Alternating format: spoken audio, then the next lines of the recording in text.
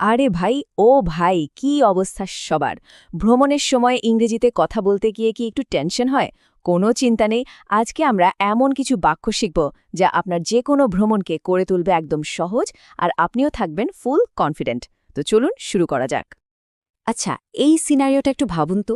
বাসস্ট্যান্ডে বা এয়ারপোর্টে খুব দরকারি একটা কিছু জিজ্ঞেস করতে হবে, কিন্তু ইংরেজিতে কি বলবেন সেটা ভাবতে ভাবতেই তো মাথাটা কেমন জ্যাম হয়ে যায়। এই সমস্যা কিন্তু শুধু আপনার না, আমাদের অনেকেরই হয়।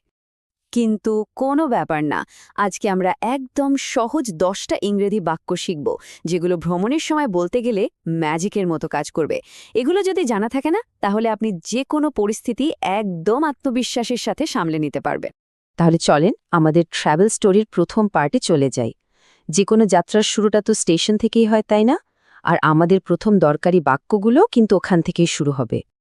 তো স্টেশনে পৌঁছে আমাদের প্রথম কাজটা কি হয় টিকিট কাউন্টার খোঁজা ঠিক আমরা বাংলায় তো সহজেই জিজ্ঞেস করি টিকিট কাউন্টার কোথায় এখন কথা হচ্ছে এইটা ইংরেজিতে কিভাবে বলবো খুবই সিম্পল, জাস্ট বলবেন where is the ticket counter. ব্যাস, এই একটা বাক্য দিয়েই আপনার যাত্রার ফার্স্ট স্টেপ কমপ্লিট। এটা কিন্তু খুবই জরুরি একটা প্রশ্ন, আর সবার আগে এটাই লাগে। ওকে, টিকিট তো কাটা হলো, এবার টেনশন হলো গাড়িটা ছাড়বে কখন। বাংলায় আমরা যেমন জিজ্ঞেস করি ভাই বাসটা বা ট্রেনটা কখন ছাড়বে, ঠিক এই প্রশ্নটাই তো আমাদের ইংরেজিতেও করতে হবে। ইংরেজিতে আপনি শুধু বলবেন when will the bus leave। আর যদি ট্রেনের জন্য জানতে চান, তাহলে বাসের জায়গায় শুধু ট্রেন বসিয়ে দিন। কি সহজ না ব্যাপারটা? টিকিট কেনার আগে তো দামটা জেনে নেওয়া ভালো, তাই না? আমরা সোজাসুজি জিজ্ঞেস করি একটা টিকিটের দাম কত। এই প্রশ্নটা ইংরেজিতে করারও কিন্তু একটা খুব সহজ উপায় আছে।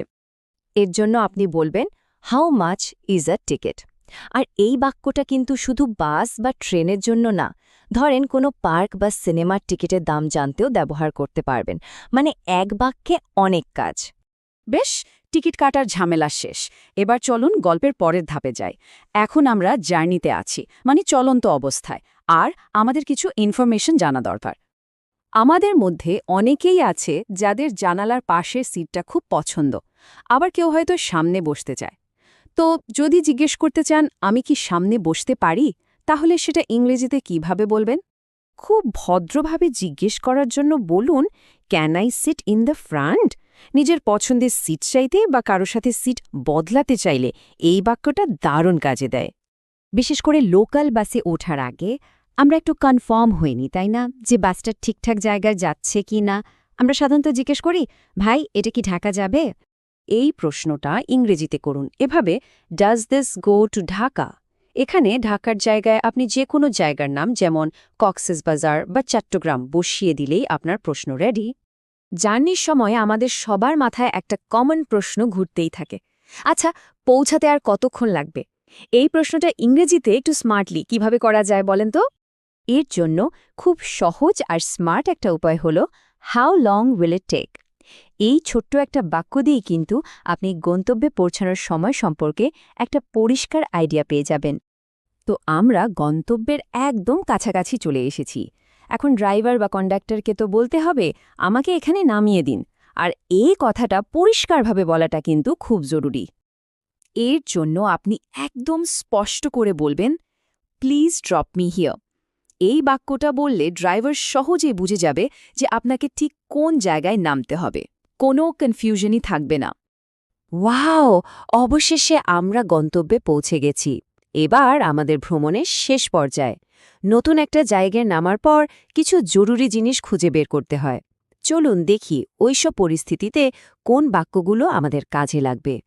একটা লম্বা জার্নির পর নতুন জায়গায় নেমে প্রায় সবারই কিন্তু প্রথম যে জিনিসটা দরকার হয় সেটা হলো ওয়াশরুম। তো ওয়াশরুম কোন দিকে, এটা তো একটা সুপার ইম্পর্ট্যান্ট প্রশ্ন। এর ইংরেজি হল ওয়্যার ইজ দ্য ওয়াশরুম। এই বাক্যটা এতটাই দরকারি যে এটা আপনার যে কোনো পরিস্থিতিতেই কাজে লাগতে পারে, তাই এটা অবশ্যই মনে রাখবেন। ওকে, ফ্রেশ হওয়া গেল, এখন তো থাকার জন্য একটা ভালো জায়গা দরকার। নতুন কোনো শহরে নেমে আমরা প্রায়ই খুঁজি কাছাকাছি কোনো ভালো হোটেল আছে। এই প্রশ্নটা ইংরেজিতে কিভাবে করতে পারি?